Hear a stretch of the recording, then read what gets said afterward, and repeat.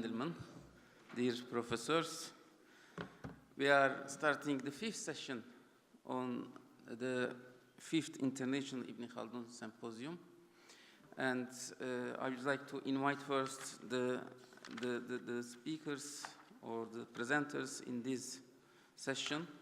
I would like to invite Professor Prasenjit Dwara from Duke University, Ustad Adil Malik, and Ali Nizamettin. Please take your stage. Am I going to go first? Yes, you are first, and we will go in order. Welcome to this first session, and we have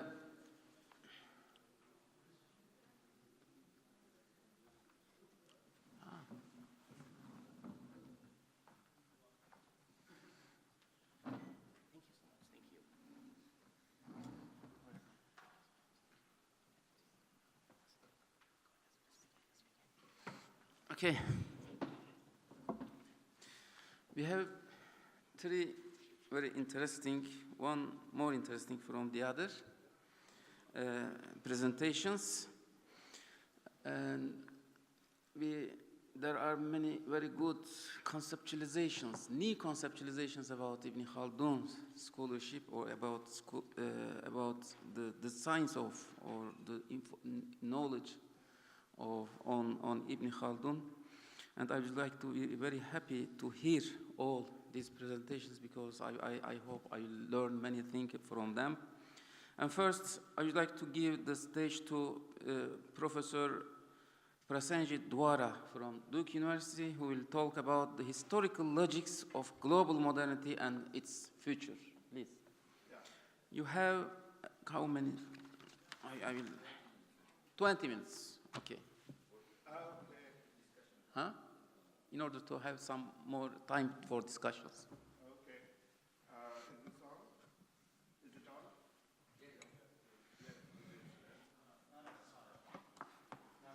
Yeah. Okay. I have to hurry through. Second day is, of course, always much reduced.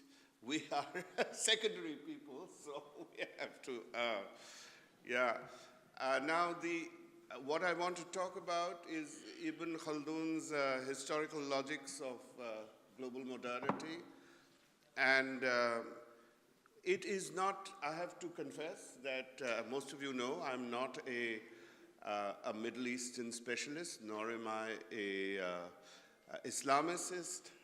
And my only familiarity with İBN Haldun is from a little fragment of the Muqaddamah that I teach in my undergraduate class. So based on that, I'm going to show that there are some striking parallels. Maybe it's an expression of how universal his thinking is, that somebody who doesn't know his work can also sort of follow his track. Okay, so let's go on. So what is Asabiya? A renewal of the dynastic cycles and the Chinese idea of cycles, right? So let me just take it this way. İBN Haldun's notion of dynastic cycles and the erosion of Asabiya, which you have all heard about and read about and know all too well, has many parallels with the Chinese dynastic cycles in the traditional histories of China. But there are also several differences. Now, one of the common things is that it is for sure that the ascendant dynasty that comes in militarily has to have martial power, has to have militarist sort of forms and energies. But this, unlike in İBN Haldun, which is a highly developed argument, this does not show many sociological characteristics. But it does show, and the other thing is that yesterday, Professor Aziz's paper showed the separation of the notion of transcendent truth and jurisprudential truth with his historical logics, which introduced the moral dimension. The Chinese version is very full of the moral dimension. It too has a transcendent notion of heaven, but you get heaven's mandate. But it is the loss of the mandate and the gaining of the, not the gaining, the loss of the mandate is complexly associated with what we call correlational cosmology, right? So it is true that when the people, when the ruler is weak and bad, and not so much weak, is what is the word? Overly, over luxurious and so on, and they weaken. The theory argues that the waterworks disappear or become weakened, and as a result, the people will arise because, you know, their provisions cannot be provided for, and there will be a change in the mandate of heaven, right? So there is a logic, a cycle that is. But there are also other, these are signs can also be interpreted. So freakish accidents of nature, the appearance of a two-headed cow, and there are such things.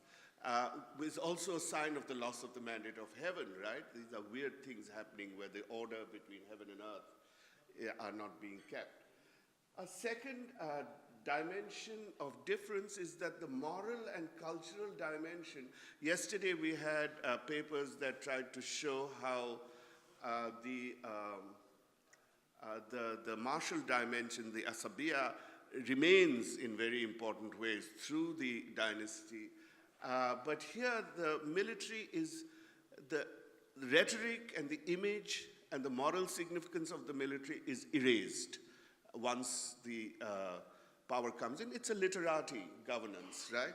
So the moral and cultural dimension among rulers is also important for the length of the dynasty. It is very much has to do with the moral capacity. And finally, there is a way, and I don't know if that's the case in Muqaddama, but there is a way in which the dynasty can be temporarily revised. And I think it's very interesting to look at the Chinese and Ibn Khaldun and also Machiavelli within this comparative frame, because they both have to separate out the notion of time from the kind of linear time in which ordinary things happen, in which political events take place. So here in the Chinese case is that you have a restoration, you can extend the time of heaven for a little longer, but now Ibn Khaldun has a much stronger role for solidarity and socio-cultural action, right? There is more cosmological activity going on in the Chinese frame.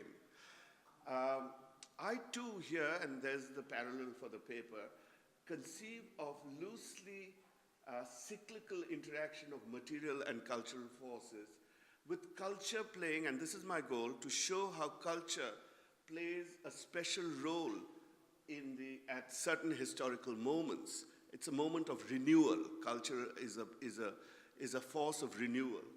And I think that fits very much with the Khaldunian notion as well. Although I'm coming to it from very different sort of framework.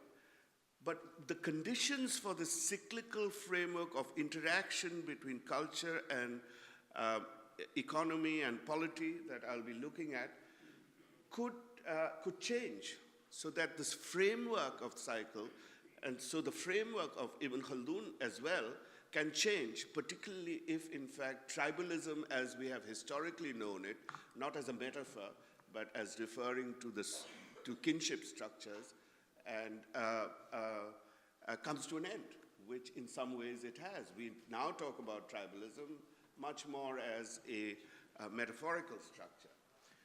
So I want to look at that issue of cycles and the notion of historical change. Now, I do come to it from a big picture. So I want to talk about culture as having a special historical role. And the big picture comes from complexity theory. So, I mean, we know that physics, biology, human society, each of these has its own emergent rules, right? So you have, in physics, of course, you have its emergent rules of transformation. Gravity and electromagnetic laws and so on in physics. In biology, you have natural selection, which emerges from its own special conditions, the idea of self-organization as well. And this leads to complexity, and we won't go into complexity theory beyond this. Human society also has its own emergent, although it is very much dependent on physical and biological laws, it also has its own emergent role, and the emergent role for human society, of course, is culture. What do I mean by culture? Culture refers to acts of symbolization, including language and thought, to enlarge information networks, to stimulate cycles of innovation and expansion, right? So here you have really what we consider history over time. You have human culture being produced by being able to be. So, you know, and it requires, and another very important dimension of it is that this culture and the formation of societies needs, of course, ethics to order interaction. You can't just do it by military force. So the emergent logics of human society can be thought of as economic, which is the control of resources, the management of resources, which happens in all species, not just humans. You can think of it as politics, power, that also happens in all species. But distinctly, the culture of symbolization, and meaning production, which is both generative as well as regulative, right? So this ethics of meaning is generative and regulative. So all institutions and practices contain some combination of the three. Now, what I want to talk about is the logic of historical modernity, the historical logics of modernity. And modernity is a specification at a certain period of the three logics in which resource expansion is accelerated, particularly by change in culture. One of the most fundamental changes, for instance, when you get capitalism and the Enlightenment and so on, it is the idea that changes that natural resources are for humans to conquer, right? And the conquest of nature becomes a dominant cultural goal, which of course leads to perhaps 2 world wars, leads to the environmental crisis and so on. It gives you carte blanche for that, hopefully until now. So I have to do a few definitions. Proximate goals are to define modernity. What do I mean by modernity? Because everybody uses it in different ways. What I mean is that the course of human action is disenchanted, right? Political and economic institutions are freed from sacred constraints. So history is now the new condition for existence of history is now linear and does not have a cyclical pattern, right? It does not return to a source of meaning that is either God or heaven or nothingness, and this then also permits the idea of innovation and destruction, right? Creation and destruction and so on. But there is, as I will show, a secret God, as Walter Benjamin had shown, of progress and hope, right? Now, methodologically, what do I want to do? I want to avoid, I think, what has been the biggest problem in our human sciences, which is the logic of structuralist and synchronic understandings, particularly of institutional change, of historical change. So I want to sort of try to grasp the nature of change, of temporality itself in society. And I see that historical logics are preferable to structure, because while logics carry a certain sense of durability that structures have, and deductivity, they are non-unitary and more open-ended. So the format of logics is that steps can be inferred from initial conditions, but logics also have tensions, right? You could go this way or that way because you're inferring, you're deducing, right, in some ways. And with alternative steps and paths, and interact with other forces producing historical change, other possibilities. Now, historically, if we look at modernity, every period of modernity has a certain dynamic equilibrium among the logics, which can get upset.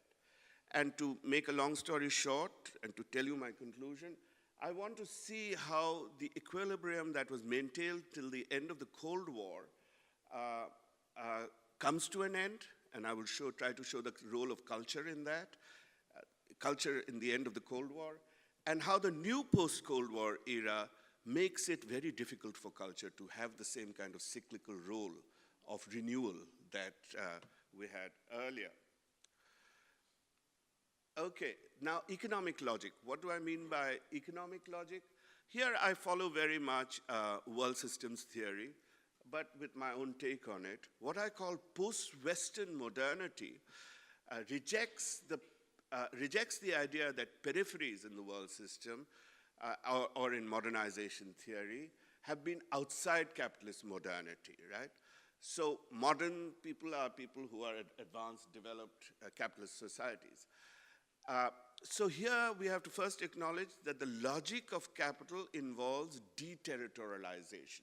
It seeks to penetrate beyond territorial boundaries of all kinds, including the boundaries of the nation state. And especially if you are a pre-nation state, it will just take it over. Now, recent works on early modernity show how innovations circulated in exchange and trade networks. Capitalism dominated many non-Western societies from the early period, but through the extractive underbelly, as it were, right? So in plantations, in mining, in all of these kinds of things, it were completely integrated with the capitalist economy, but of course, they were the sources of production of value. Colonies were also laboratories for all kinds of modern activities of surveillance, of extraction and pacification. Fingerprinting, for instance, was introduced in the British empires, in India, and all kinds of forms and so on. But on the one hand, you have the logic of capital is deterritorialization. On the other hand, it also produces uneven integration, right? So you have the metropolis and you have the periphery, which generates value.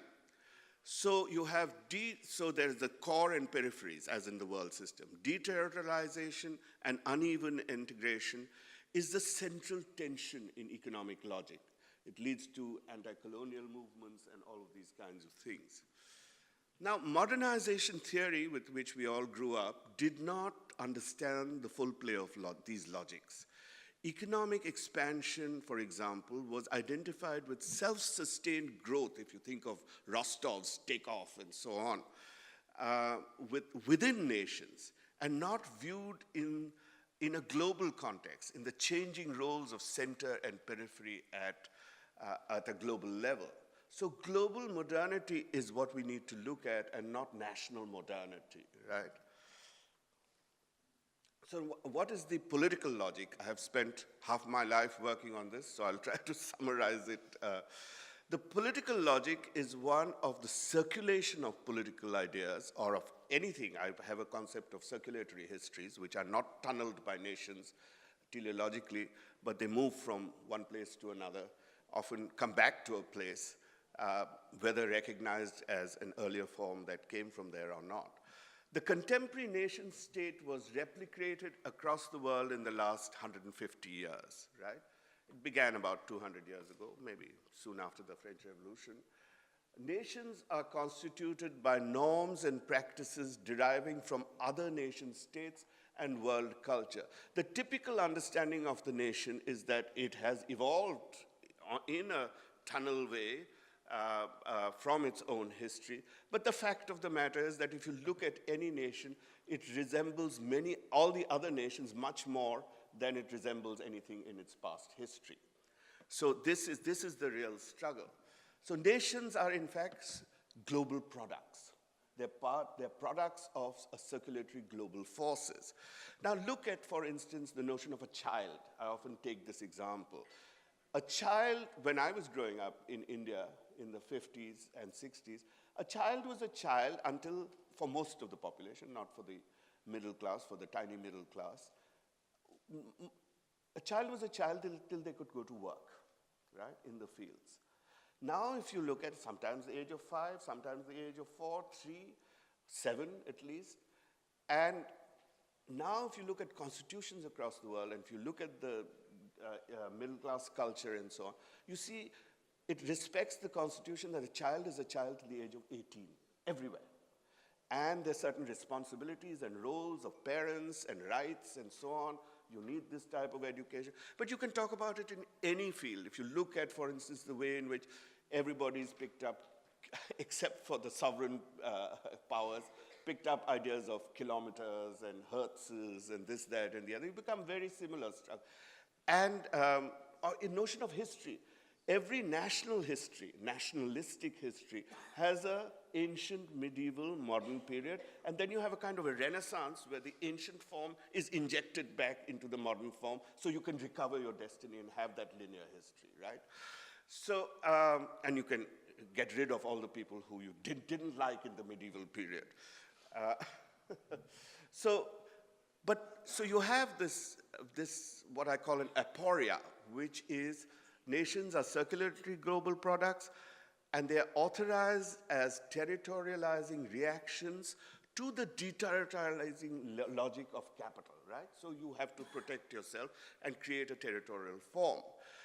But nations can only have this authority, which we call sovereignty, regarding capital, if it distinguishes itself from the circulatory cognitive forms that constitute it, right?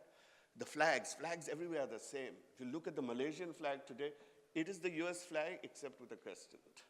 I'm sorry, I didn't bring that picture. I have it in another put-out. I'm sorry if any Malaysians here are offended. But you have, so it has to misrecognize the global constitution of nations and to misrecognize it by writing its own form of history as if it is a unique, completely unique development. Misrecognition empowers the authentic. The authentic is the timeless symbols of the nation, right? Whereas nations may change, but in fact there is a subject of history, which is the nation. India remains India, China remains China, Turkey remains Turkey, all through history, right? And national history is erected on this basis, and in fact sovereignty is very much based on this kind of history. The examples of authenticity are the flag, as I've mentioned. The unchanging US Constitution is a very interesting idea, original intent, right? What is the original intent? Are we the same as we always were? China has descended from a common ancestor, all of a sudden going from a progressive revolutionary ideology, now we're saying we've always been the same important power all along. Woman as a mother of the nation, the primitive. The nation is, as Gellner said, I think, is a gazelle shaft pretending to be Gemeinschaft because of its reaction to the logic of capital. Thus, nations don't simply have an inside and an outside versus an outside. The nation is constituted by the volatile tension between its globality and its nationness. Right? You have to think of anything, you know, after the Belgrade bombings of the Chinese embassy or so on, supposedly by mistake, or any demonstration against US and so on. Many of the same people who are demonstrating will next day go to that same embassy for a visa, right? Or you have, this is the tension between globality and nationness, right? Or you have all these Hindutva people and Chinese and so on who'd rather live in the US, but funnel money into highly nationalist politics into their countries. So that's the kind of tension, and it's very much built into this. And we have to see how politics is a way of negotiating, and authenticity is a way of negotiating this kind of thing. So here are some pictures of the authentic. That is Manifest Destiny, which of course remains. She remains this beautiful angel of American history, but at the same time she's covering all this area. Here's Mother India, the figure of Mother. It's very much a vernacularization of a new geo-body. Here is the Chinese returning to their ancient ancestral emperor, the Yellow Emperor, Huangdi. Even more here, this is Deng Xiaoping's daughter, Mao Zedong's daughter, going for a traditional ancestor worship ritual. Okay, the logic of culture, and this is finally will come to the Cold War. the duality of culture. What you have is culture I refer to as a small c, which is pragmatic, everyday, hybrid values through which this globality comes in, right? But big C culture is the culture of civilization, authenticity, distinctiveness, and transcendence, which is embedded in classical traditions, religions, and foundational revolutions, including modernization. Culture, with a capital C, generates movements of purification to return to true values and ethics. And I derived from, although I developed the Axial Age theories in Eurasia to emphasize transcendence. Transcendence is very important for creating culture and civilization.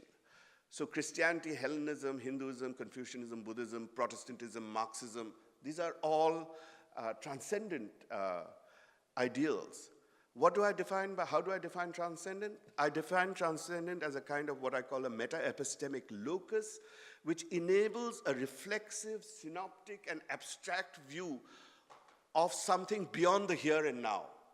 So you can say that can be an absolute God, or you can say it could be the Marxist utopian, communist utopia, because that is what impels, that motivates, gives you the power, gives you the authority to speak truth to power, right?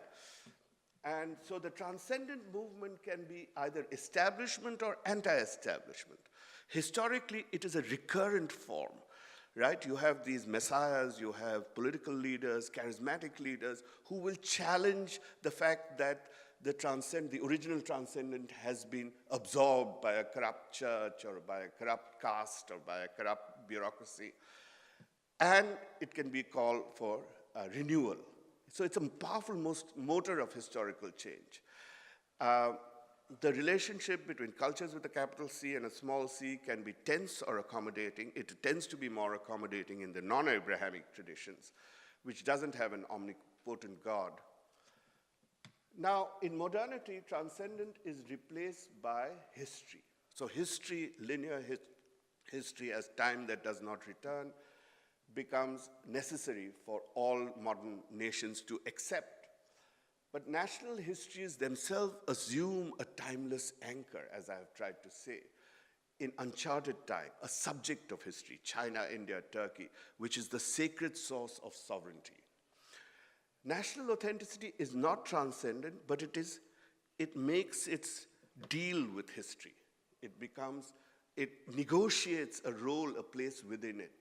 So timeless authenticity is embedded in what Ernest Renan called the necessary forgetting and the selective remembering of history, right? So that you can continue to say, we were what you were, we will be what you are, right?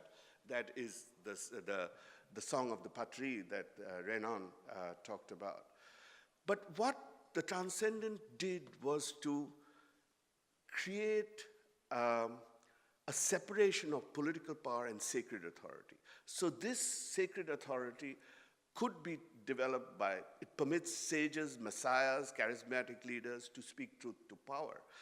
What happens with nationalism and the imminent authenticity that they claim is that you tend to obscure the separation. You don't have an alternative authority, an alternative transcendent authority to speak to the constituted power, right? And it loses its independence from political power. But transcendent or quasi-transcendent ideals do not disappear. They appear as human rights, as revolutionary utopianism, as Islamism, Pentecostalism, or what I have tried to argue for planetary sustainability as a transcendent ideal. So, my final case study. How do I try to show the recurrent role of culture? The Cold War is shaped by a political logic. It's the centralizing territorial state in each of the post-war countries was sanctioned ultimately by a balance of power between the Russians and the US and by the Bretton Woods system, of monetary fixing and so on. So what it did was of exchange rate fixing. It was an equilibrium. Remember, all these periods of modernity have equilibriums between these dynamic forces. It was an equilibrium maintained by the supremacy of the political logic, which kept economic logic and culture in check. There is a tacit exchange between superpowers and client states involved backing boundaries, power structures, institutional arrangements of weaker states. And it destabilized the power of multinationals as well as religious groups were constrained and contained. Now what happens? You know, when they look at the fall of the Cold War, the end of the Cold War, you look at Russia, America, and so on. But there are many other players if you look at it from the perspective of circulatory history. And I think one of the central players was China. Because what happens in China? China develops after its break from the Soviet Union as a nuclear power in 1964. This changes the balance of power within 5 years. The US rapprochement with China changes the three-cornered rivalry to a two-cornered one, and Ronald Reagan begins to support the Chinese nuclear program. This automatically strengthens and creates huge expenses for the Soviet Union. Meanwhile, the Soviet Union is mired in the war in Afghanistan and is overpowered by military nuclear spending in the US and China. So China is the only power to challenge a superpower and build a nuclear strength. How was China able to, so the Soviet Union was considerably weakened by these forces. So how was it able to do so? I think China was the only power able to challenge, especially at that time it was considered weak, you know, because of the confidence of its independent revolutionary ideology. The kind of mobilization that its revolutionary ideology generated was, and the force of utopian transcendence. Think of the Great Leap Forward, think of the Cultural Revolution. There was huge cultural force, but it also gave them an enormous power to challenge any power. They were going to be the dominant power. They were the future. They were destined to be the future. It was almost like manifest destiny. The other feature, of course, is revolutionary Islam. And here I use a lot of Jalal Ali Ahmad and so on, in Iran and Afghanistan, which weakened the Soviet Union, especially Mujahideen and so on, and the political support that comes with. It too is based on a transcendent faith, right? It too is based on an idea of sacrifice and will, right? So you have these things that play a very important role in the, so I think this is the concluding side. So I want to look at the conceptual question of cyclical and historical change. A key source of Cold War unraveling is the transcendent power, as I've said, continuing to play a role in the renewal of society. Culture can be both co-opted, but can also recur as a force of renewal in historical cycles. In İBN HALDUN, it is an expression of psychosocial solidarity that renews a society. Post-Cold War, now the economic logic prevails. There's a recentering of territories along capitalist spatial principles. You have now, instead of regular national sovereignties, you have exploitations within countries that contribute to global capital.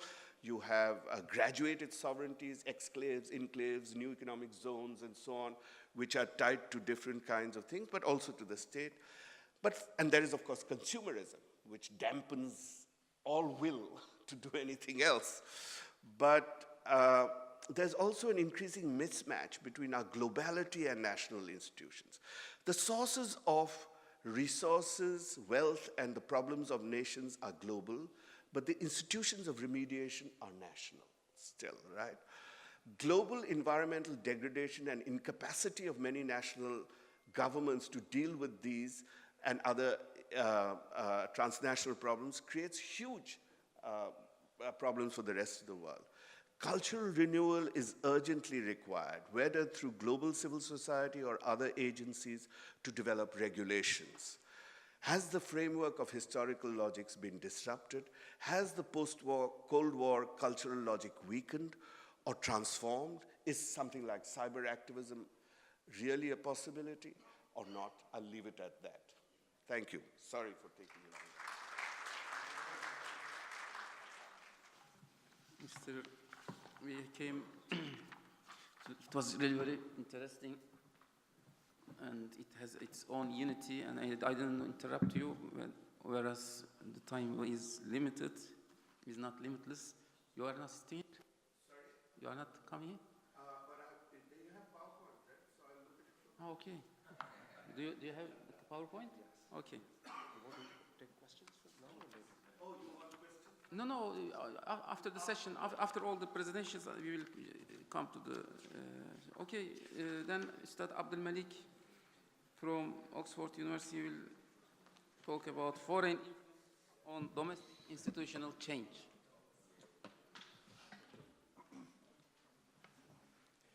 Well, thank you very much. Let me begin by thanking the organizers for this conference.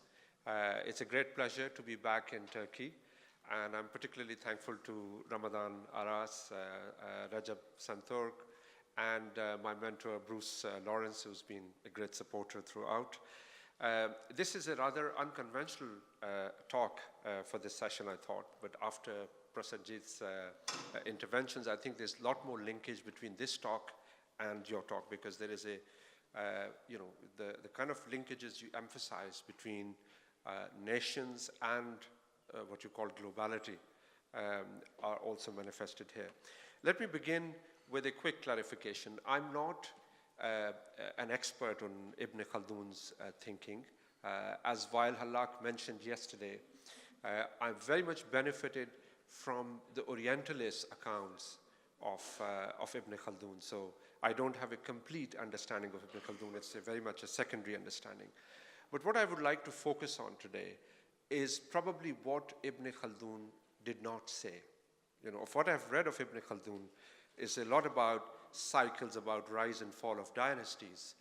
And much of that emphasis has been on, domestic factors, what makes these dynasties to fail and corrode from inside and become vulnerable perhaps to outside attacks or to decay. But if Ibn Khaldun were to be alive today, how would he view North Africa? How would he view the Muslim Middle East? Or how would he view Muslim societies in general? And I feel that one area that he will probably not miss are the continuous interactions between domestic political economy structures and international forces. Now, clearly, Ibn Khaldun was dealing with dynasties, and many of the modern nation states are principalities or provincial areas of some of those dynasties. So I'm going to develop this idea based on a paper that I'm working with a colleague of mine. I'm a political economist myself, and so this is very much an account of political economy.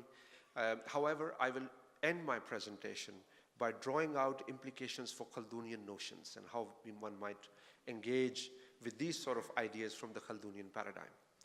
Okay, so let me begin by setting out the scope of what I'm going to say. There's this growing literature in political economy, which no economist can ignore, no political scientist can ignore. And it's pioneered over the last 20, 30 years by people like Daron Acemoglu, James Robinson at Chicago. Their classic book is Why Nations Fail, but that book is based on large number of papers, a strand of literature that studies the origin, development, and impact of institutions. So how institutions evolve in societies, what is their impact on economic development, and how do they change? So in a sense, the very project of political economy is very much linked with the Khaldunian notion of rise and fall of states.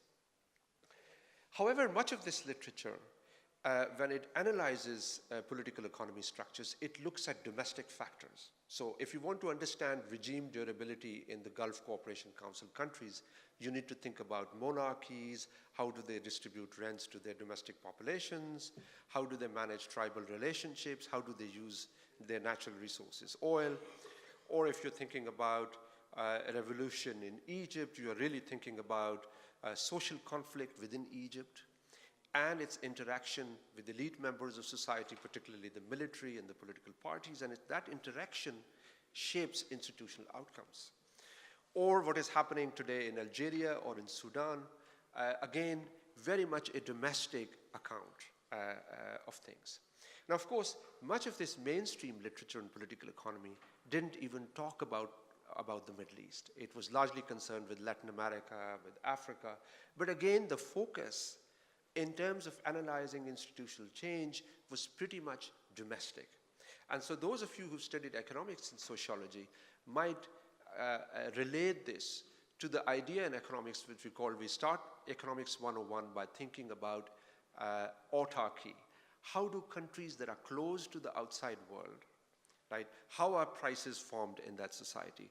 How is economics governed in that society? And gradually you relax that restriction and say, let's consider that this is an open economy. What would be the linkages? And in my opinion, much of the dominant political economy literature is still operating what economists would call an autarkic framework, a closed economy framework. It's not allowing for these interactions that shape domestic institutional outcomes. So our puzzle is really to explain how does the external environment, and I'll in a minute try to define what do we mean by the external. That itself is an important area of inquiry. Shape domestic institutions, okay? And in doing that, we would like to, of course, think about countries like Sudan, Algeria, and Egypt, but probably not about Iraq or not about Libya, because these are cases where clearly there is a foreign intervention, and in the wake of that foreign intervention, domestic institutions change. So that's a very clear example.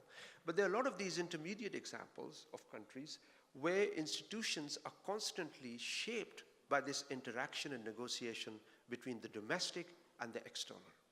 And it is this routine interaction, what I call the contemporaneous interaction between internal and external, that is crucial and is a huge missing element from mainstream political economy literature. Now, this clearly has implications because much of our dominant discourse about good governance, about fragile states, about human rights agenda is shaped by this idea that institutions are very much the work of a process that takes place within the parameters of a country. Now, of course, mainstream institutional economics, what we call the new institutional economics, has paid some attention to the external, but it has paid attention in a largely historical way. So if you read Daron Acemoglu and James Robinson's Why Nations Fail, it's mostly about how colonization shaped the conditions for subsequent development of institutions. So colonial legacy plays a role, or maybe there's a trade and technology shock that changes the relative prices in a society and thereby has an impact on institutions, right? Or perhaps there are extreme events like World War, and in the wake of the World War, the institutional trajectory of Germany could be very different, right? So these are kind of extreme episodic events that shape domestic institutional development. There's, of course, an older historical literature, both in international political economy, but also economists engaged with it, is the dependency theory, where there is a core that is trying to extract resources from the periphery, but again, it's very much a deterministic account that does not account for the kind of constant interaction. What we are interested in is, as I mentioned, continuous contemporary interactions between internal and external. So, for example, in the country where we are now attending this workshop, the leaders themselves in their thinking about domestic polity are constantly shaped by how foreign powers influence domestic institutional outcomes, how what we do can influence regional strategy, right? It's a constant interaction which clearly the literature omits. Now, the starting point for this analysis is to recognize that much like within a domestic polity, there is a asymmetric distribution of power. Some people have more power than others, economic, political, symbolic power, right? Power is asymmetrically distributed within societies. That's the very starting point for political economy. Well, even internationally, if you look at the Committee of Nations, power is asymmetrically distributed. Some states have more power, and they can project that power outside their boundaries, outside their national borders. And so what we are interested is in the totality of power. It's to look at, as you said, the cultural power, symbolic power, social power, economic, political. It's the sum total of different segments of power. And of course, a key element in today's environment is that it's a globalized world, and it's very difficult to locate power in a fixed national space. In fact, one of the key representations of power is that it operates through networks. It's diffused. It's difficult to highlight where power lies. And that, again, is an important challenge for social scientists. When we think about power, of course, we look at different manifestations of power, but regardless of its many constellations, we know that power ultimately represents itself in a de jure fashion, like in constitutions and governments, WTO, laws about how trade and politics is to be conducted. And there's the de facto distribution of power, which is who actually holds power on the ground, right? And it's all needed to stabilize asymmetries. And in the final analysis, no matter how you define power, power is ultimately, it's a capacity, it's a condition, it's a compliance, right? You have to comply to that power. And power actually also means the reduction or removal of alternatives, right? And ultimately, the challenge for the political economist is that power usually conceals itself, right? So how do you observe the unobserved is an important challenge. And in doing that, I think the starting point for our project is to demolish three important myths in social sciences. The myth one is that the history of modern states could be divided into something called the colonial and the post-colonial period. I think this is a hugely misleading understanding. I mean, there's a whole literature on international relations. I'm not an IR person, I'm an economist. But when I looked at that literature, when you talk about end of empires, right? Yes, in formal sense, there was an end of empire. But asymmetric distribution of power continues like it has continued throughout human history, right? So this divide between what we call colonial and post-colonial states it can be quite misleading for our analysis. The second myth, which again my former speaker highlighted, is that when we think about nation states as sovereign entities, and this builds on the idea of territoriality, right? The territorial states, they're sovereign to do things within their boundaries. That again is a myth that does not conform to what happens on the ground. And the third myth is in the international relations literature, as David Lake says, you know, many of the IR theories are built on the idea that there is anarchy in international relations. Every state is trying to fend for itself, there is competition. But actually, the reality is that there is hierarchy in international relations, not anarchy. And all these three myths, once you start demolishing them, you find a new opportunity to conceptualize institutional development in a more meaningful way. So here is this divide when we think about pre-colonial and post-colonial. The question is whether this is an episodic break or there's actually a structural continuity. And in a lot of Muslim societies in particular, but certainly in many developing countries, there was a period when, with the rise of nationalism, power transfers temporarily to the political regime. But then, as Farhad Abbas said in the context of Algeria, this was confiscated independence, because the FLN in Algeria, for example, had a political arm and it had a military arm. The political arm led the struggle with the military arm, but when the power was transferred, it's the military arm that became more successful, right? And it was in a sense a sort of confiscated independence. Same happened in Pakistan. The struggle for independence led by civil leaders. After independence, the military takes over, right? And it's a kind of confiscated independence.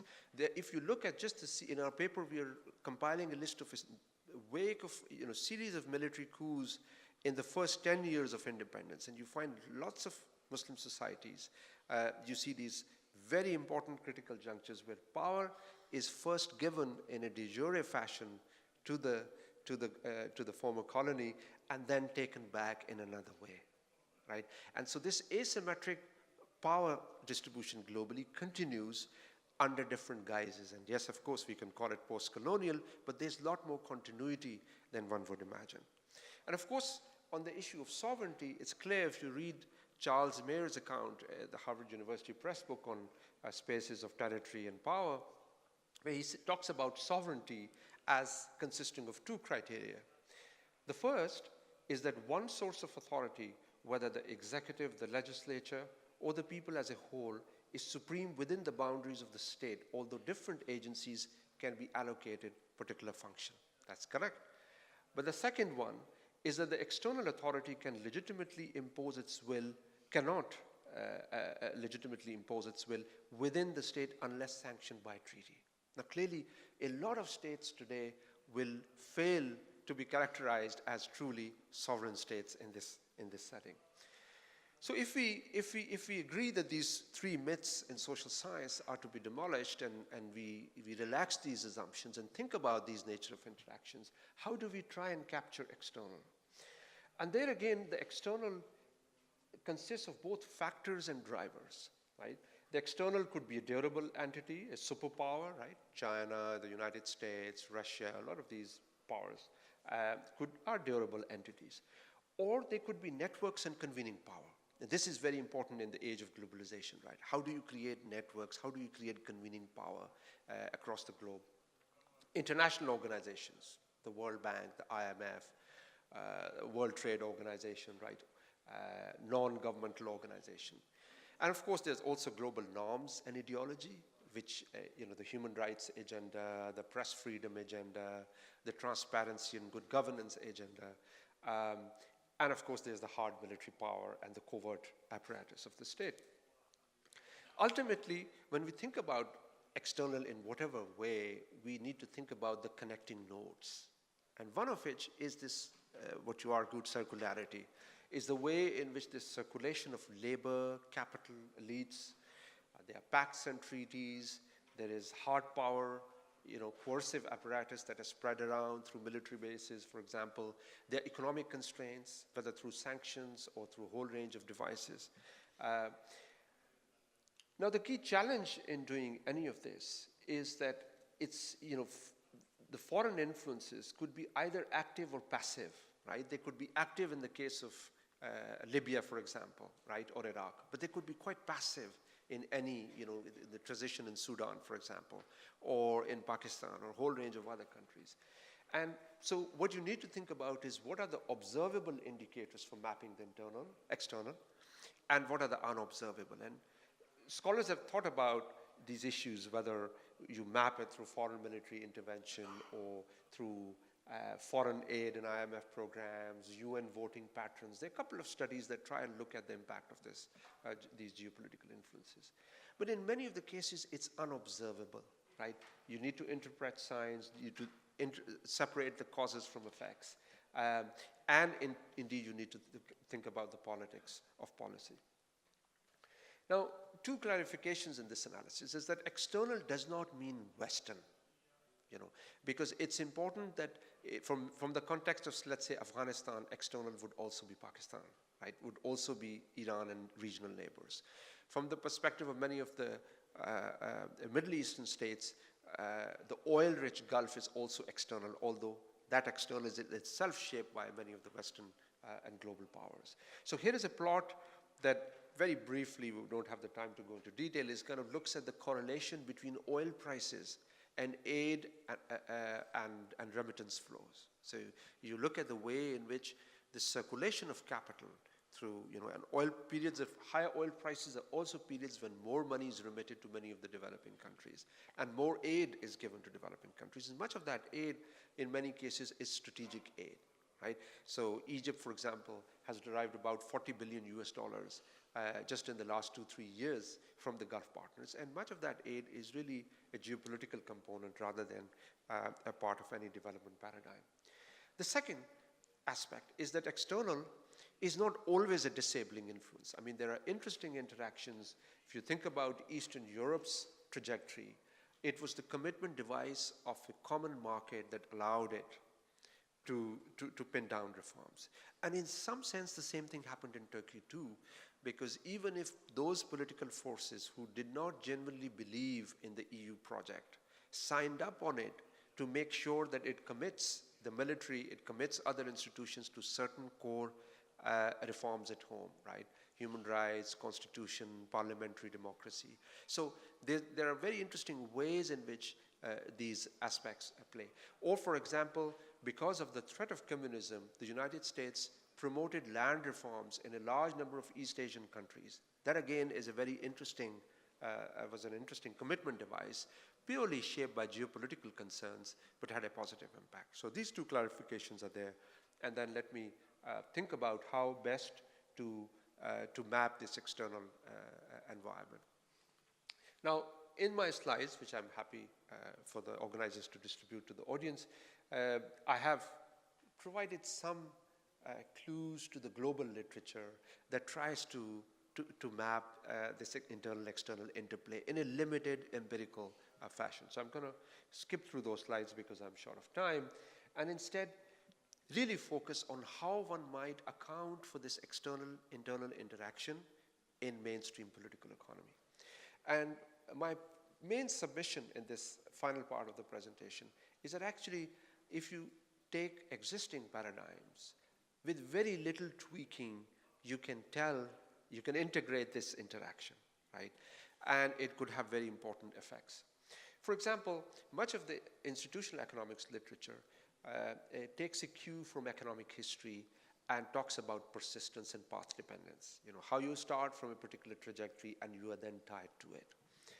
And much of that literature has established that there is a lot of persistence in the institutional trajectory of countries, in the sense that if you have inherited a weak institutional legacy, you are tied to that, right?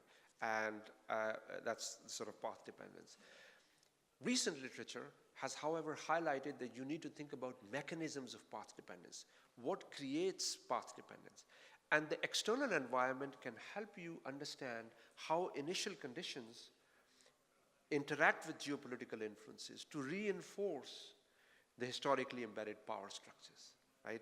And you have lots of examples in that regard. So for example, if you look at Adam Hania's work on the Gulf countries, he talks about how the Gulf countries are inserted into global circuit of capital, global circuit of labor, global circuit of oil and natural resources, right? They're constantly shaped by them. And his work, and in fact some of the other people also suggest, is the way in which historical power configurations trace their origins to the colonial times. They've persisted. And then there is continuous interactions between these early structures and the post-independence interaction with external power structures. Very similar story in Pakistan, where you see the entrenchment and reinforcement of the military bureaucratic structures of power, and you cannot understand persistence in post-independence Pakistan without thinking about geopolitics, without thinking about the Afghan war, without thinking about the Cold War, right, and the continuing struggle. So here is again, you see how the external provides a critical complementary input to dominant paradigms of this literature. I'm mindful of the fact that my chair wants me to wind up, so I'm going to give quick clues, and I hope that in the question answer session I can come back to it. Another way in which you can think about integrating this discussion is to think about how do you explain continuity in the midst of change, right? So for example, think about Egypt. Its huge revolution went through, but we are back to the same. Now, you cannot understand that unless you understand how in that moment there was a complex configuration of internal and external structures that brought the system back to where it was. And in doing that, you need to think about studies like David Kirkpatrick's Into the Hands of Soldiers. You need to think about Israeli objectives there. You need to think about many of Israel's proxies in the region, many of the Gulf states, what their incentives are. You need to think about how military elites think. It's a complex configuration, right? And in doing that, you know, much of the political economy literature says who has de facto power determines why there's continuity. And how is de facto power defined? It's defined in who controls economic resources, who can solve collective action problems, who has the means of violence. And in fact, in large number of countries, external forces can influence all these three conditions. So with very little adjustment, you can actually integrate the role of the external. Now, there are a lot of other areas where one can think about, for example, critical junctures. There's a whole literature on critical junctures. Again, external interacts in a very interesting way in ways in which these critical junctures can have enduring impacts over time. So I can explain that in more detail. Of course, external is also in the cognitive domain because, you know, our mental models, our worldview, beliefs that are based on past events, right? So if you are a ruler in Saudi Arabia, you know you need to satisfy your population, you need to satisfy different tribes, but you also need to satisfy your external patrons. Otherwise, you will not survive, right? It's a very obvious real power issue. So then the question is, to what extent this cognition is simply an extension of power itself, right? So power needs to shape the way we think about the world, right? I have a couple of slides where we talk about how these rents are recycled globally through arms purchases, through business contracts, these different kind of interactions between countries. But let me wind up and say that this is an important omission in the global literature, but it's one that has real consequences for the way we think about development. Because much of the World Bank discourse, much of the global discourse about state fragility, right? For example, one of my colleagues at Oxford, Paul Collier, was head of a commission on fragile states. And it was never mentioned how the way in which this problem of state fragility in Libya, North Africa, in sub-Saharan Africa, in many cases is co-constituted. It's not just a product of what's happening inside these societies. It's shaped in important ways by the interactions. And it is perhaps for that reason and for that politics of knowledge that this obvious omission remains very much noticeable in the global literature. But it's an omission that I think if Ibn Khaldun were alive today and was analyzing the domestic polities of North Africa, he would surely not have missed these important interactions. 2 or 3 reasons for that. One is that Khaldunian thought has paid a lot of attention to interactions and interdependence. The interdependence between economic, political, religious, the interactions between rulers and merchants, the interactions between tribes and people, between different forms of government. And clearly, you need to add another layer of interaction to extend Khaldunian thought. Another way in which Khaldunian thought is relevant is when we think about asabiya, of course, is very much linked with notion of common descent, common blood, right? Common notions of honor. But there's also a global asabiya of sorts. You think about the World Economic Forum, a whole range of international groups where highly networked elite who may have different descent. Maybe you have, as Hamid Dabashi says, you might have a brown face but wearing a white mask, or you might be white, right? You just have to be part of the network, right? You have to be part of a common interest group. Is there a global group solidarity, global alignment of common interests that is important in shaping these outcomes? And of course, Ibn Khaldun also believed in demonstrable generalizations. And I think this is an important area where there is a huge demonstrable generalization to be made. And finally, as mentioned yesterday by Wael Halak, there is an important habit formation component. There's an important psychological element to it. And the way in which power is exercised and the way in which positive liberty is sometimes undermined is the way in which these interactions between domestic and external creates a global compliance that begins from the mind. Right? And so clearly there's a whole research agenda here. We are really raising the curtain from an important omission, but I hope some of these submissions would provoke further thoughtful discussion. And let me thank once again Bruce and the university for inviting me. You exceeded your time. Unfortunately, the time is very limited, and we will need some more time for discussion, if we have some time, of course. And I will turn to the third speaker, presenter, Ustad Ali Nizamuddin from University of Illinois. He will talk about the seed wars, how corporations manipulate nature and or food choices. Okay, is the clicker on? Yes. And this is going up and down. Yes. Now you're in the first slide. Okay, and this is up. If you continue pressing this, It goes. you will keep getting. Okay, and this is back. Yeah. Thank you so much, Mr. Chair, for the latitude that you gave to the Indian Pakistani speakers. I'm so grateful. Thank you.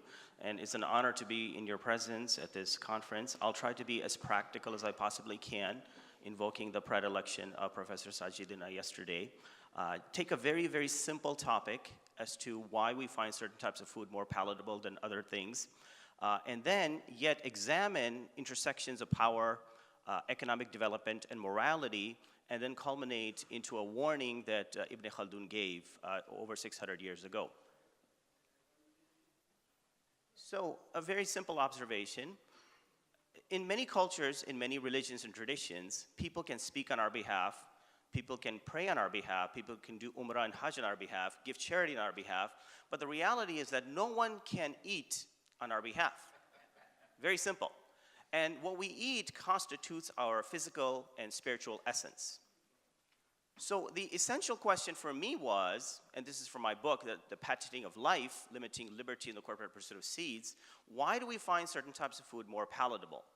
And to answer this very simple question, you have to go to at least 100 years back. In 1916, the American society was skeptical, incredulous of entering World War I because they didn't want to participate in European affairs. So what President Woodrow Wilson did was to establish a committee, the Committee on Public Information, and hired the two fathers of public relations, Walter Lippmann and Edward Bernays. And what they did was that they created posters and images and advertisements that depicted the German threat as the most imminent and eminent threat that is going to take over the US. So they hired these two men, 75,000, 4-minute men. It was estimated that the average span of an American was about 4 minutes, and this was reduced to 30 seconds with the advent of commercials. So 75,000 Minutemen were hired, and they gave 8 million speeches in a span of a year. And what they were able to do is that they were able to create this looming threat that Germany posed. And a very docile and passive American society was ready to go to war. And so these two people, Walter Lippmann and Edward Bernays, are known as the fathers of public relations or advertisement. Now, they knew exactly what they were doing because Edward Bernays, his wife was a sister of Sigmund Freud, the father of modern-day psychology. They knew exactly what they were doing. So what the tobacco industry did was to hire these two men. And they realized that if this can be done in a time of war, it can be done in a time of peace. So they wanted to sell cigarettes to women. Women at that time did not used to smoke cigarettes in America. How do you get women to smoke something that is clearly destructive, that the tobacco industry says is harmful and causes cancer? So what they did was that they created posters that depicted women as being empowered. And I'm not sure if you can see this image. Okay. Well, it shows that if you see the actual text, it says that I don't know if I should smoke, but I know that women got the right to smoke the same time as the right they got to vote. So correlating smoking with liberation and the empowerment of women. It's Dajjal, yes. And so I'm not sure, and then they came up with the Virginia Slims model. The Virginia Slims model that depicts a very curvaceous, beautiful woman, and so insinuating subconsciously that a woman is empowered and liberated when she smokes. Virginia Slims ads, okay, this one. Go back, go back. Okay, this is? Capture the imagination. So Heba, could you read just a couple of words? Just a couple of words on this slide. Huh? Do not sell, yeah, it's fatuous to suggest that MNCs sell products, but rather they sell an image of who you become after consuming their product. So people in China did not used to consume coffee until Starbucks opened up in urban centers in Beijing and Shanghai. And the national drink in India was tea until 7-Up and Pepsi. So how do you get a society to consume something that is clearly destructive? And what I did was that in my book, I examined the tobacco industry and compared it with the food industry. And I realized that there's so many useful and beneficial comparisons. What does it say? Nicotine is moderately addicting, sugar less so. Right. The packaging and the presentation added create the impulse and addiction. Nicotine by nature is not that addicting. It's the aroma, the smell, the ingredients that go into nicotine that create the addiction. Likewise, it is with food. and especially processed foods. Okay, please. Sugar, salt, and fat increase dopamine levels in our brain, and we begin to fixate on that pleasure. Okay, so sugar has the same effect in the brain as heroin does. And so companies know exactly how much sugar, how much salt, how much fat to put in a certain item to create that addiction. As Professor Halak talked about, you're trying to create a habit. It's very difficult to consume, say, one Dorito or one chip or one chicken wing. It is very difficult. You're trying to create a socialization and a habit that creates the addiction because that's where the money is, whether it be in food or in pharmaceuticals. It is not in the cure that there's money. It is in a society being continuously medicated. Okay, please. Consequences, engineering of desires and the enjoyment of good life. Sure. Continue. Secondly, conquest through attractions. Thirdly, a form of dominance without it being perceived This as is the most beautiful thing, and that they're able to conquer us without us thinking that we are being conquered. And I know that the Turks are very sensitive when it comes to issues of independence and autonomy and sovereignty, as any other people. But the reality is that it may be the case that all of us are psychologically subjugated, really. In the food choices that we make, in insinuating that there's only one path to economic prosperity and development, that the neoliberal agenda is really the only way to progress and growth. This is a form of psychological subjugation. So it's a form of dominance, but the trick is to dominate someone without them thinking that they're dominated over. What's this? capturing the imagination. Very interesting that Procter & Gamble, a study that I quote, is a 1,000-page study as to how to penetrate the Arab consumer. And so they categorize Arabs into 4 categories. The we, these are people who emphasize tradition and loyalty and religion.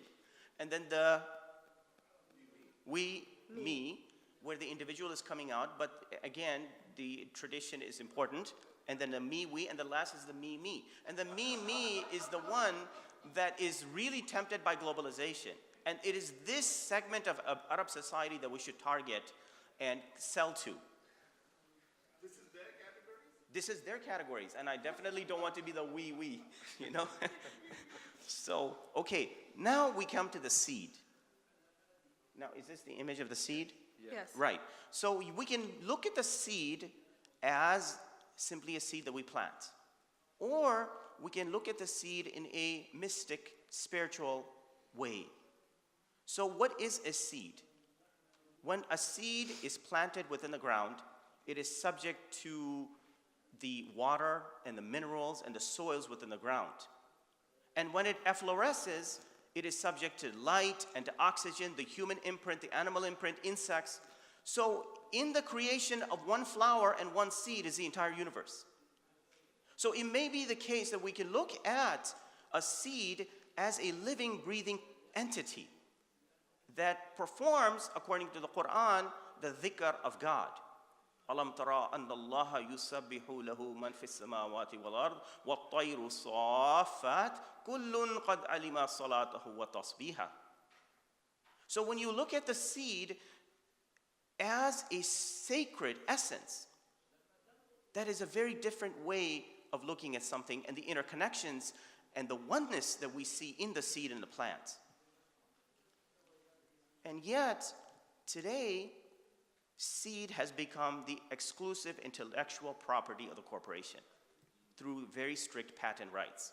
So even when we plant a seed in our backyard in Illinois, we recite the Fatiha or the Basmala. In other words, a seed is sacred, not just for Muslims, for Hindus, for classical Chinese, Africans, and so forth. And seed sharing was something that was done, where a wheat grower would share with the rice grower and exchange best practices. An organic relationship would emerge between 2 farmers or communities of farmers. And today, all of that is disappearing.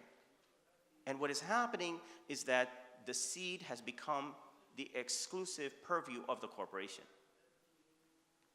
Okay, Heba? GM seeds. Okay, could you read a little bit? Would you like to go? Okay. Seed sharing. Farming is not just about Sure. food for people. Next. Okay, please. The nucleic acid of the So DNA. this is how it is done. It is done through very complicated labs and through a particle gun. So you can take something and produce something completely different. Like you can take a donkey and a horse and make a mule. But what is being done is alterations in the seed without sexual crossing. Okay, please. This produces traits that are insect And or herbicide resistant. herbicide-resistant. Please continue. GM crops that have been cleared include corn, soybean, canola, cotton, squash, and papaya. Right. Okay, please. GM crops. GM products are found in cornmeal, corn So syrup. this is how ubiquitous they truly are. They are everywhere. It's very, very difficult to not consume GM products. Over 70%, at least on American grocery shelves, contain GM products. And what are the effects of this GM technology? We don't know yet. The science is unclear. But what we do know is that a tremendous amount of pesticides and herbicides are used to cultivate GM crops, which is basically poisons. Okay? The first GM crop to be cleared was a Monsanto corn variety that was resistant to its chemical Roundup. This occurred in 1996. In 1997, 1.7 acres of GM crops were cultivated. By 2011, this had reached 170 million acres worldwide, and today it is over 2 billion and So growing. within 2 decades, essentially, we went from no GM crops to over 2 billion acres planted worldwide. Okay, please. Half of the crops in the US are GM, which include almost all of the soybean and 80% of corn. In 2002, Brazil, Argentina, India, and China had no GM crops. Today, they are among the world's leaders. Soybean cultivation In the Amazon. So we went from no crops in Brazil, Argentina, India, and China to them being the centers of the GM revolution. So how do you quantify the value of a forest? And again, we can look at the forest of just simply trees and so forth, but a forest could be the source of livelihood for people, indigenous people. It could be the source of medicine. It could be the source of furniture. It could be the source of ornamentation and beauty. Or, more importantly, trees are the lungs of the earth because they take in carbon dioxide and release oxygen. And when we're cutting down trees, we are destroying our capacity to breathe. Trees are lungs of the earth, and the greatest source of deforestation in the Amazon is not through logging, but through soy cultivation. When corporations come in and clear the forest to produce soy and corn for animal feed and for fuel. To give you one number, to fill one SUV with ethanol requires 250 pounds of corn, and that can be used to feed people. Okay, please. The global area of biotech crops in 2012, based on country. And look at the spread. I think this is a map, right? It's a chart. By Okay. country, the Okay. USA ranking first with an area of... Yeah. No sweat. Next. Okay, please. Seed corporations. Would you like to go back to the map? No, it's fine. Okay. It just shows how much they have spread. That's it. Seed corporations. Okay, Big please. players include Monsanto, ADM, Cargill, Syngenta, and DuPont Pioneer. Right, so over 90% of the seeds are in the hands of 6 corporations. 90% of the seeds are in the hands of 6 corporations. But there's an extensive study in my book on Monsanto specifically. What did Monsanto use to produce? It used to produce Agent Orange, which was a defoliant which used to destroy trees in the Vietnam War. It was dioxin or Agent Orange, which was a chemical. It is basically so today's largest seed company was an erstwhile chemical weapons producer. Just let that sink in for a few seconds to get an idea as to the type of system that has been created. It once company that used to produce Agent Orange, which till this day Vietnamese are dying in North Vietnam, till this day, because it seeps into the water, into the soil. And this company is the largest seed company. And today, since the publication of my book in 2016, more recently, Monsanto has established a partnership with Blackwater, which is a private military contractor, to protect the sites in Brazil and Argentina. Please. Chemicals. Chemical spraying has Okay. increased dramatically. Over the past 2 decades, American farmers have sprayed about 500 million pounds of chemicals, including pesticide treadmill and dead zones. So what this does to our food supply, what it does to insects, to the soil, and to the water, and the cancers that are released as a result of it, that's something we don't know. The science is unclear. What we do know is that this is poison that we are consuming, either directly or indirectly. Okay, please. Seed wars, firstly, GLA instituted in So this is a 1995. GLA, a grower licensing agreement. This is an agreement that the corporation makes the farmers sign. And this gives the right of the corporation and the corporate officials to come and inspect the property. And what we are beginning to see is that corporations send their people to inspect property of the farmer, and farmers are very skeptical of outsiders anyway, and confrontations and lawsuits have become commonplace between the corporation and the farmer, especially in America. Okay? Farmers who replant the seeds knowingly or unknowingly are subject to legal battles, strict Sure. penalties, surveillance of property, and bankruptcy. Sure. So we can quantify the physical damages, like the lawsuits, but what are the psychological effects of a farmer basically being a hostage in his own home? That's something we can't quantify. Okay, please. Terminator seeds. So what is happening nowadays is that the corporation injects tetracycline, which is a chemical that causes a seed to die after harvest. So it's known as a suicide seed. So it is injected with tetracycline that causes it to effloresce and harvest, and yet it dies. You can't even replant the seed. But replanting the seed for any reason has become a crime. A life form, and planting that life form has become now a crime. The case of India, impact of debt. 82% of farmers in AP are indebted. So this is very unfortunate because seed crops, and it's not an exact science. There could be crop loss, crop damage because of excess rain or a shortage of rain. And as a result, countless farmers have taken their own life. And NYU did a study, a very exhaustive study, and has found that 300,000 farmers in India have taken their own lives. And it is really to them that I devote this book, because I have visited so many families in the villages of India and spoken to them directly about their experiences with Monsanto and Cargill and ADM and what has happened to them. And when a farmer commits suicide, you think that's just one person, but the farmer could be the source of livelihood for his family or for communities. So 300,000 Indian farmers that have taken their own lives is quite significant and noteworthy. Just a couple of more slides and we'll be done. What should we do? Firstly, What should we do? There was a friend of ours, and I was speaking to Professor Hamour. It was such an honor to see him after 27 years. There's a beautiful Columbia University connection here, including my brother, Dr. Rajab Shenturk. And so I was speaking with him about one of our friends whose name was Gabriel Haddad. And he visited Sheikh Mustafa al-Azimi, who was one of the greatest noteworthy scholars of hadith. And so Gabriel asked Sheikh Mustafa al-Azimi, rahmatullah alayh, as to why we have not produced hadith scholars, is what Gabriel posed to him. Ya Sheikh, why don't we produce hadith scholars anymore? And his response was, my young man, we don't know what we are eating.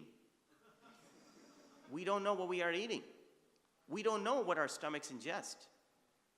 So tying that which we eat with something physical and spiritual, and there are many hadith to authenticate this claim. A second thing that we can do is not to be guided by hidden hubris. We think that the scientific is the modern, and the flashy and the glittery is good. But in reality, traditional farmers have their own way of cultivating crops that are drought resistant or can grow in high saline content waters. They have their own traditional ways of doing things. And we think that the traditional is somehow backwards. And that is, in reality, a form of hidden hubris. It's not overt, but it is very much so surreptitious and occult. And then we can bypass the third and get to the fourth. This was a question that was posed to Professor Halak yesterday as to what we as communities should do in the wake of pending doom, in the wake of the final hour coming, it was the question. And it was just weird, and I had to include this as one of the points. This was the question that was posed to the Prophet Muhammad when a companion came to him and said, "O Messenger of God, what should I do if I know the whole world is about to end?" And he said, germane to this topic of ours today, relevant, very much so, and the answer that he gave captures a philosophy of life. He said, if you have a seed in your hand and you can finish planting, plant it. And that is beautiful. Never stop working. Never stop working, because what you think is the final hour could be a bad hurricane or a tsunami, which you cannot control. The only thing that which you can control is that which you can control. And if you have a seed in your hand, you can finish planting, plant it. And so if you can control what you think and control and be mindful what your heads consume and what your stomachs ingest, then you're planting a seed. And when you stand up for social justice and speak out against injustice, you're planting a seed. And this is the warning of İBN HALDUN, and this is the last slide. Could you read this at least twice? Because I want everyone to really internalize what is being said here. Please. Attacks on people's property remove the incentives to acquire and gain property. People then become of the opinion that the purpose and the ultimate destiny of acquiring property is to have it taken away from them. When attacks on property are extensive and general, affecting all means of making a livelihood, business and activity too becomes general. The path to success is through cultivation, and the only path to cultivation is through justice. Justice is a balance set up among mankind, established by God to oversee human affairs. Without justice, people abandon their settlement, leading to the ruin of civilizations. How prescient, how clairvoyant that he said this and tied issues of social justice with cultivation. And so morality is something that I find to be a little opaque. I can't quantify or measure it, but social justice may be. So in 2008, there was $7 trillion of lost equity among Americans because of credit default swaps and mortgage-backed securities and all of the other complicated algorithms that were used to bring down the entire system by banks. And what happened to those banks? They were bailed out in the tune of $3 trillion. But the average consumer lost $7 trillion. The entire budget of the US is $3.8 trillion. That includes Social Security, Medicare, Medicaid, warfare, military, construction, contracts, transportation. It's only $3.8 trillion. The entire budget of the US. $7 trillion in lost equity in a span of 3 years of Americans. That's injustice. And yet the ones who did this were bailed out to the tune of $3 trillion.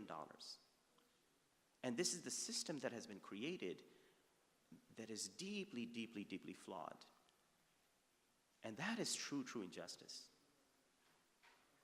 So, thank you. Thank you very much, Mr. Professor Ali Nizamettin, for this very interesting, very good presentation. And now we have, I think, very, very limited time for open this floor for the discussions, but for some questions, if you have some questions. We have, but let me address my questions first. I have the right to. I didn't make any evaluations about these presentations, but first I would like to thank Professor Duara, and he really inspired me he reminded me about some theories of sociological theories, especially about the discussions within the Marxism and post-Marxism about when we conceptualize the society in dual character, like infrastructure and the dialectics between infrastructure and superstructure. But you know, Althusser had produced or had replied or developed another triangle in political. The society is formed, although the structure of society is formed, consisting of the political sphere, the ideological sphere, and the economical sphere. At the end, which there is a sort of the play of determination or the over-determination about at the last court.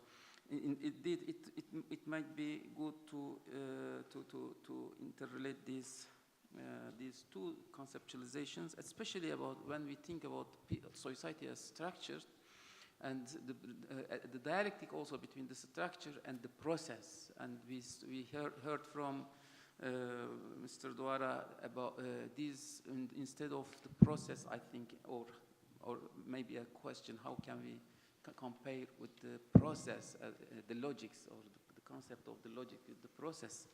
And also, of course, this very concept or conceptualization intensive presentation is very good production for me to the science of Ibn Khaldun in this time.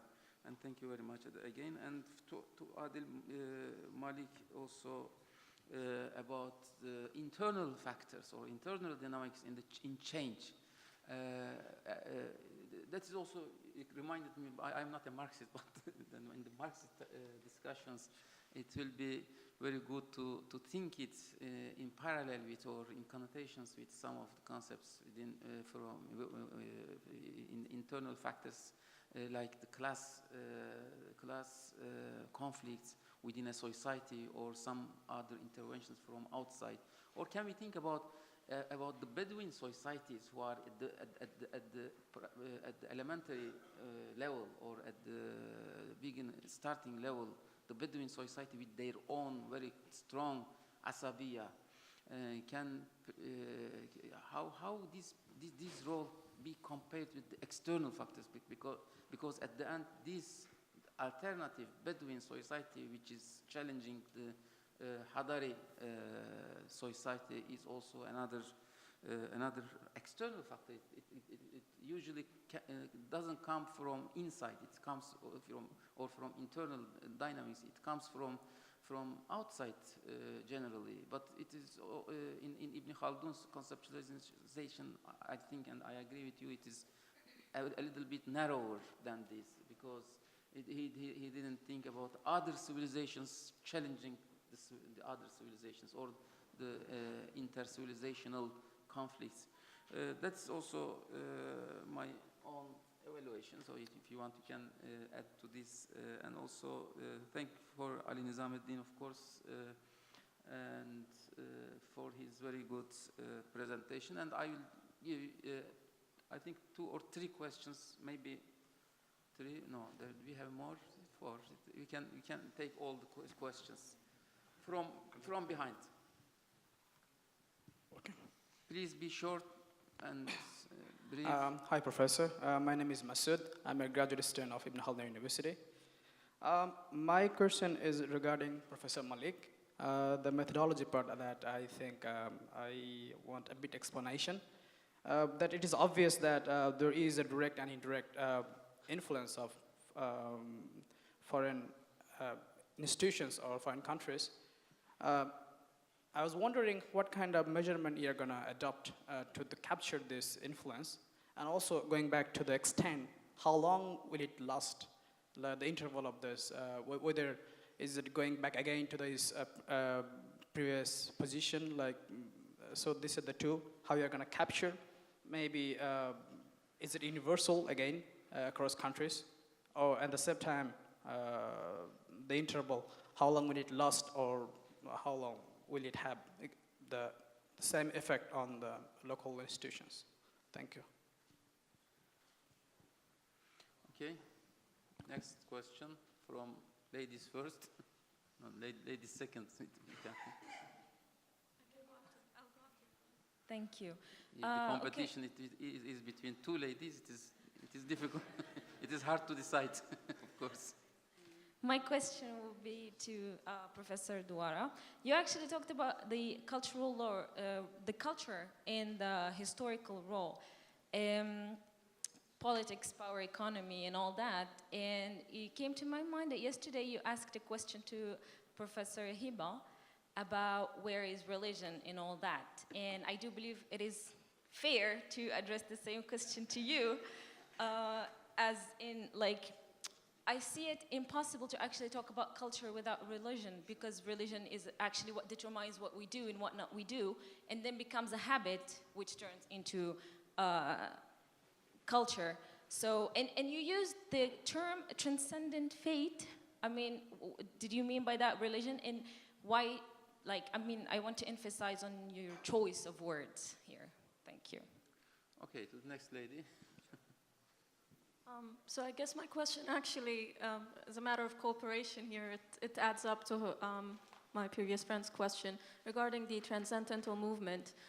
You mentioned in Afghanistan how the transcendental movement was very influential in resisting the Soviet invasion. So I want to look in the case of China, for example, where it's not a very unique case, where you have now a lot of articles written about how the current leader is using Confucianism as a superficial way of including it into his politics. So we can see here a trend of utilizing transcendentalism or religion in manipulating their own causes, and we have seen that in the Egyptian revolution. So what would you say about the case of bottom-up approach with the people? Because this is a very a bottom-up approach towards the people. How does it apply on a sociological level in society? Because all of this is being manipulated from a very top-down approach within leaders. Thank you. Okay. So I had the same question to all three of these wonderful papers, and it was the absence of some category that I think actually either enhances or modifies what you're saying. So, for instance, for Professor Douara, at the end when he says that there are many elements for hope, and some of these elements come through civic organizations, I was wondering whether social media, including Google and Facebook, are among the enemies or the advocates of this, what you call the God of progress and hope. And so, of course, for Adil Malik, when he said that there's lots of asabi and it goes through networks, I was wondering if those networks also include social media, and where social media are in the networks that you describe as being external and internal at the same time. And of course, for Ali Nizamuddin, to plant the seed of hope, and you give us these wonderful institutions, and wonderful meaning terrible institutions, that made seeds the enemy rather than the hope of people. I wonder how social media either prevent or enhance that same evil. My question is for Professor Douara. When you explain the political logic, you mentioned that nations can be seen as global products. So this can be directly related to the concept of nation branding, where countries resort to branding strategies to act and compete effectively at the global stage. An example is how Saudi Arabia now is branding the country as, building a national brand by allowing women to drive, or allowing concerts, but at the same time banning dancing. So my question is, do you think that such a nation brand image would be a mere reflection, or rather a construction of identity? Thank you. Okay, is there any other question? Okay. Okay, you start with Professor Douara, okay. And you have many questions. You have 3 minutes. 1 minute. 3. Okay, well, 3 is a lot. Oh, yeah. Thank you. These are all very interesting questions. Logic versus process. My basic work, especially now, but also in the book from which I've taken a lot of this, from 2015, called The Crisis of Global Modernity, is basically about circulatory histories, right? So this is, and circulatory also, so first what I want to say is that logics is a way of capturing some coherence, because history can be one thing after another that is different, right? And so how do you maintain that distinctiveness but also relate it to some? So I use the notion of logics to capture certain processes that can either repeat with a differentiation or not. And the other thing is also the relationship. One of the things I was trying to figure out is the relationship between cyclicality and circulatory. So my basic idea is not cyclical. It is basically circulatory. That is, you go from point A to B to C, but B then disperses what it gets from A to D, E, F in slightly modulated form. It can come back to A, whether it's recognized as something that it came from itself, or it is not, or it didn't come from itself, but it claims that it did. you know, who created hummus, right, is also very interesting. This, and what do you have in Turkey? Yesterday we were talking about baklava, and now it's Turkish. The Greeks only got it in the 18th century. But anyway, so, you know, that's the sort of frivolous part. So logics does fit in. It's a way of capturing circulation and cyclicality. Culture, religion, transcendent, yes, versus habit. Yeah, my whole point about, and the circle, this is part of a much bigger project, right? So small c culture, when it penetrates, does the work of circulatory history. And big C culture then appeals to certain transcendent forms. And by transcendent, as I said, I don't only mean God, it is a meta-epistemological position. It can be anything beyond the here and now, right? That authorizes, that gives people moral authority through the means of charismatic leaders, whether it's your messiahs, whether it is your prophets, whether it is the Buddha, whether it is Martin Luther or Martin Luther King, right? And which is why they also take these names. And that has a lot of social force that can speak to constitute. So culture tends to go both ways. That is to say, once it becomes, you know, a resource for society, for power, it is always absorbed. So you always have to have this other culture repeats itself as a force of renewal. So the Protestant Revolution is the best example, but it is that the old truths have been forsaken, have been betrayed, and we are bringing forces of renewal. And this is something historians have ignored, especially as we move to material histories, right? And it's time to understand again that this may be the only possible salvation. And this is typically from the bottom up, right? And that's the question that I want to, because bottom up, mediated by charismatic leaders who can appeal to an ideal world, to a utopian world, or to the possible but not seeable right now, not available right now, right? So this is how we understand social movements today. And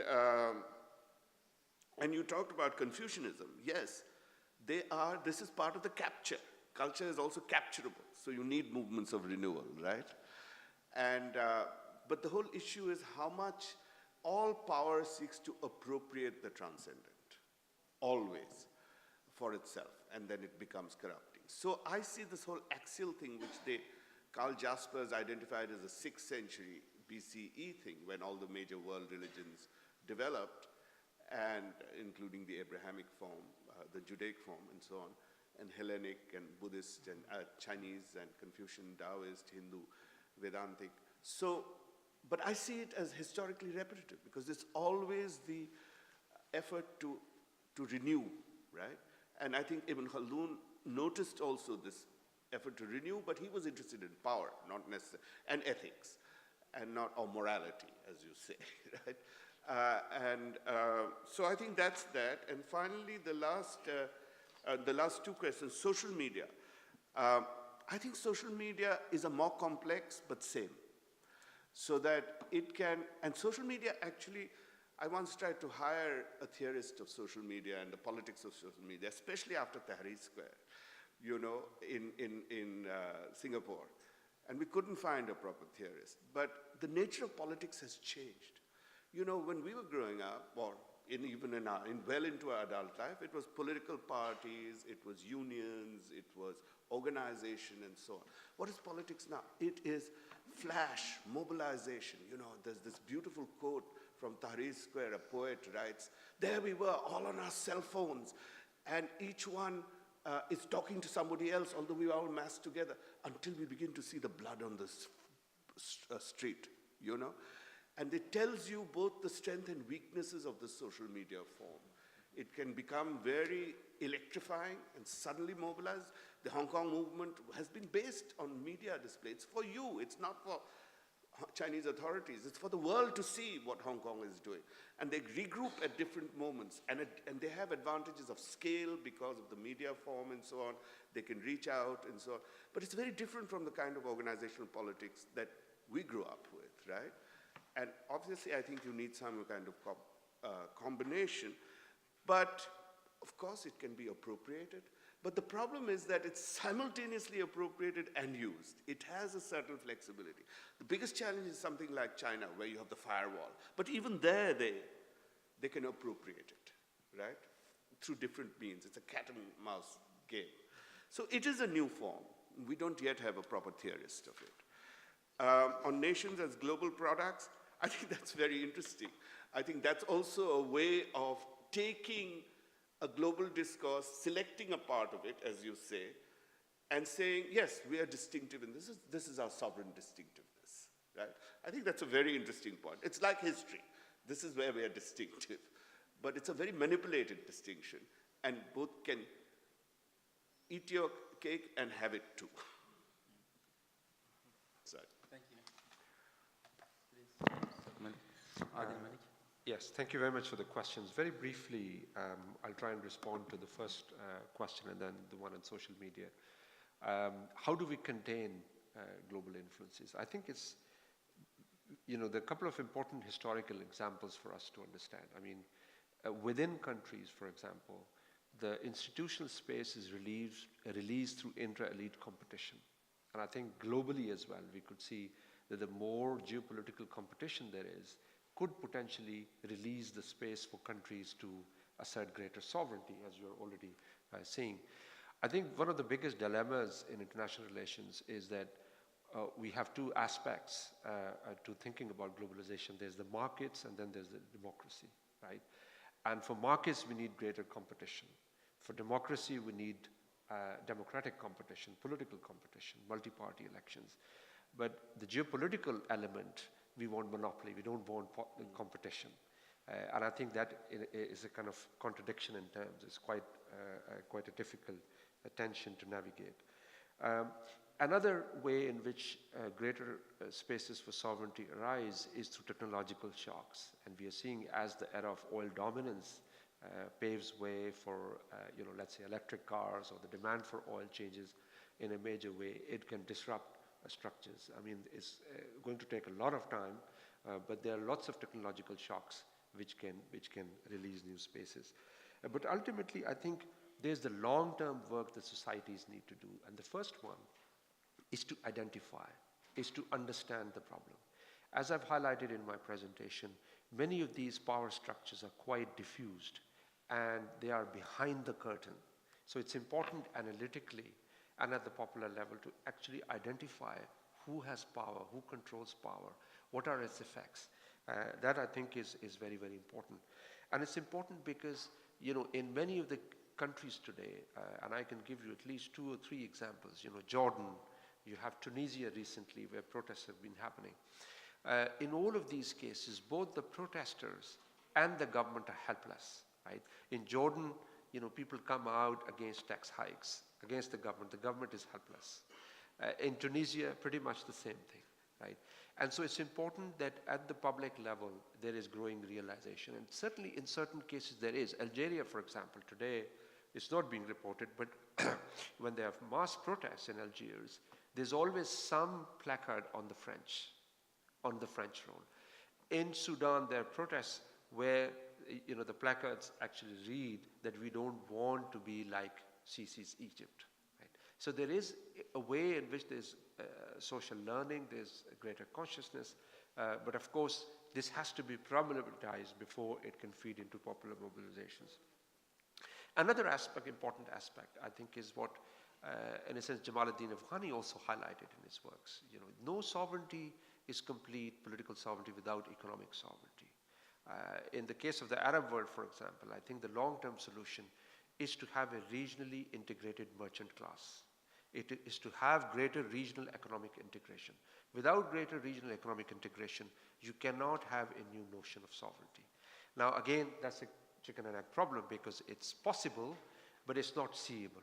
It's not practical. So you need leaders, you need popular movements, you need new intellectual discourses that actually present these as important elements. I mean, Turkey is a great example. You cannot analyze Turkey's foreign policy shift without understanding the way in which economic power shifted from Istanbul, Ankara, Izmir to Anatolia and inserted into global and regional trading networks. So I think trade, particularly the geo-economic element of trade, is hugely important for thinking about new notions of sovereignty. Now, another aspect, of course, related now is the social media, and I would very much concur with my former speaker about it being a very complicated animal. It's certainly, I mean, you're a historian, and you know very well what happened with print, right? So initially there is resistance, it challenges the power structure, and then it is appropriated. And we see in many parts of the developing world where social media is also used to control public opinion. For example, from my own country, Pakistan, if you look at any television channel, it is not talking about the real issues, it's not talking about the real power structure. Why? Because the social media creates Twitter trends, and those Twitter trends create the space for the types of talk shows that will be created. So talk shows take lead from Twitter trends, and Twitter trends, there are lots of, there's the military, there are other elements who shape what Twitter trends would be. But in principle, it does create a space, and it creates a space because it reduces the cost of collective action. Mm-hmm. More people can organize, and this was very apparent in the Middle Eastern context, and including now in Algeria and in Sudan, people are able to come together very quickly.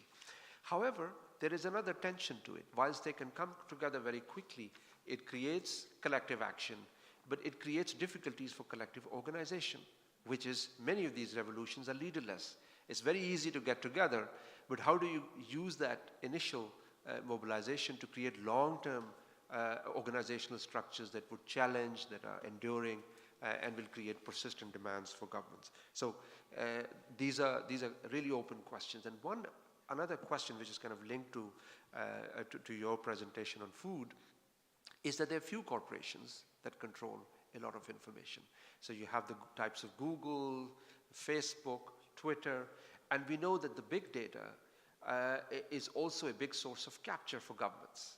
Right? We had in Oxford, for example, the recent visit by the recent head of the MI6, and it was a public talk in a college, and I was amazed that 80% of the talk was on finance and on social media, on media and new technologies. So clearly, the powerful would like to stay ahead of the game and like to control big data, which again is going to be a dynamic game. Not all is under the control of the powerful, but likewise, not all is under the control of the powerless. It's quite a dynamic game. That's so beautiful. And it's precisely what I was going to say, that on the one hand, you do have globalization and all that it entails. You have the political globalization and the zeitgeist of democracy and economic globalization and the Washington consensus approach to development and cultural globalization. On the one hand, and you have localizing tendencies. So there is a pressure and a push to create the homogenization of culture, which is what Marx called that the bourgeoisie creates a world in its own image. Right? The bourgeoisie creates a world in its own image, and this is precisely what is happening.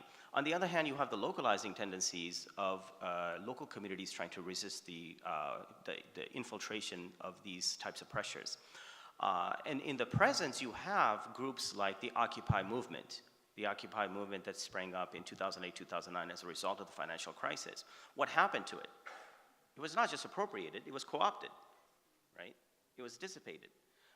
And so what real change is taking place at the local level, and the last chapter is devoted to what local communities are doing in India, in Brazil, in Argentina. So I refer you to that chapter. I'm not as propitious when it comes to social media, because most people are not using social media for the reasons that we acclaim, for empowerment and resistance, but rather they're using it for all the superfluous and silly reasons that people use social media. Right, and for entertainments and so forth. And in fact, there are lots of studies that are done nowadays in political science that we get information that reaffirms our own belief system. So those who are conservative gravitate towards Fox News because they want information that reaffirms their own convictions. And then those who are liberal or progressive gravitate towards MSNBC. So people are not getting information from truly, truly neutral sources. And what that does, it leads to the dissipation of these movements, or it leads to co-optation, which is precisely what happened with Occupy Wall Street, for instance. Yeah. Thank you. Thank you. For all the speakers, all the presenters. That was very, for myself, it was very good, and I was very inspired about this. And thank you very much for your listening, and we want a little bit break. Eyvallah hocam.